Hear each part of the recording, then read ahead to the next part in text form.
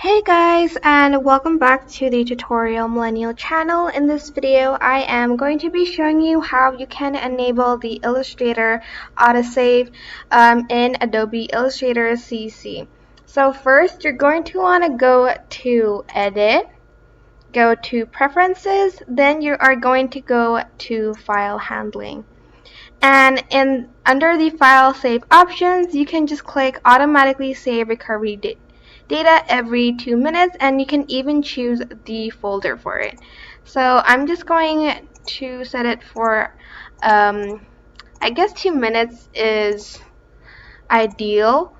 And then you can choose the folder, and then you can also turn off the recovery for complex documents, but you can turn this off. You can disable it, and you can just press OK, and hopefully it'll save your data. But just don't forget to save your data every 1 minute or so by just pressing Control S on your keyboard, just in case anything happens to your file. But this is just how you can enable